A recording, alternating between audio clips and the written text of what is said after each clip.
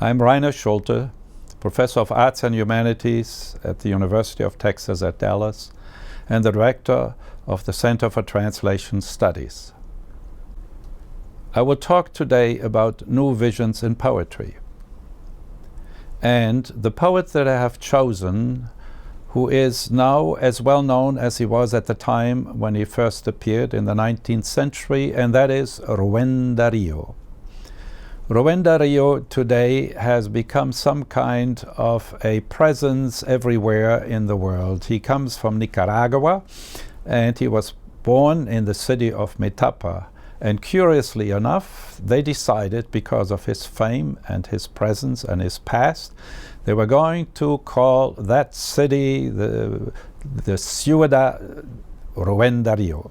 If you go to Madrid, you will find his name, or you go to Spain, you find him there displayed at various places, and certainly in Nicaragua you find him at a theater, at a hotel, or wherever you can think of. So what is so unique about Rubén Darío? Rubén Darío is early on connected with the movement of modernism. What does modernism mean? Modernism means that the world has changed, that the inherited styles, structures of poetry had to be changed, and they were going to be changed because we have a different kind of sensibility that is being spread in the poetic world, which is obviously a reorientation also the way we perceive life. I might want to mention right now that Rubén Darío always saw poetry in connection with the arts, with the visual and the musical. And one could actually say that his poetry has created a new level of sound efficiency, of sound spaces. What does that mean? It means that we have changed our sensibility to the extent that we are no longer very satisfied with the harmonic resolutions that we find in the 19th century. But after Baudelaire, Charles Baudelaire, who wrote Correspondences and is therefore one of the first people who say you have to connect the verbal with the sounds and the artistic visual. So from Rubén Darío's point of view, we can say that he, as part and perhaps also as the instigator and innovator of modernism, was interested to create new sound spaces. And that has implications, that all of a sudden we are not looking for the harmony of words that come together. We are interested of how we can create moments of tensions between two words, between two images, between two objects. What can happen? It attracts our attention because we are not sitting back and just absorbing. We are, as readers, we are required to really recreate the power that is in the tension between two words, between two images, and maybe even between two sounds.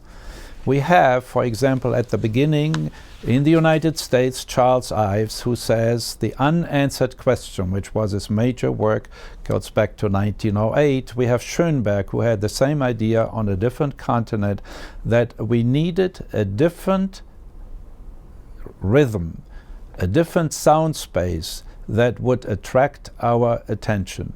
And for us sometimes it's very difficult to read the long poems of the 19th century because we are not required to really interact with the poems. We are trying to be softened by the sound of the poems.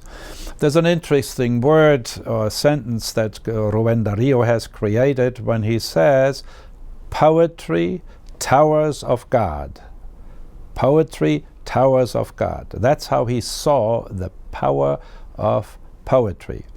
And he is then very much interested in creating the power of the poem through the juxtaposition of incongruous elements, whether they are the semantic ideas of words or whether they are the sound combinations that he creates in his own poetry.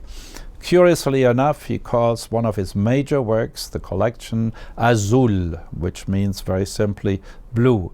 And he tries to approach the world. He approached the problems through the idea of colors very often, and colors and sounds combined.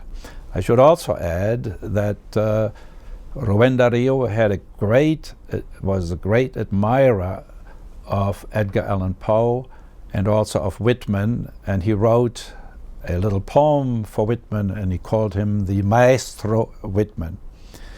However, another connection is extremely important and revealing, that Rubén Darío was absolutely fascinated by Paul Verlaine. Why would that be, the French poet Paul Verlaine? Well, the simple answer to that is that Paul Verlaine is the most outstanding poet of sound, and it is impossible to translate most of what Paul Verlaine has written into any other language. I have checked in German, and I have checked in English, obviously, and he cannot be translated. You can say something about the sound or what he was trying to do, but you cannot translate Paul Verlaine. And that's characteristic also, what attracted Rubén Darío to Paul Verlaine. One other thing that one has to mention, simply that as the regular presentation of poems as we have them in the 19th century is no longer a guiding principle for the poetry created by the modernist poets. What does that mean? The poems on the page have no longer a coherent presentation, that all the lines are the same length, that they all appear with a rhyme at the end. All of this is going away, and what we see all of a sudden on the page, the visual representation of the poem on the page has changed. We can have very short lines, we can have very long lines, we can have a tremendous space between lines that wasn't there before, or even at the end only maybe one line or one word that closes the poem. So what Rubén Darío has contributed is unusual combination of sound, unusual combinations of words, and unusual combinations of images. And that goes back to the very strong moment that he says about poetry, poetry, towers of God, or towers of God, poetry, and that is Rubén Darío.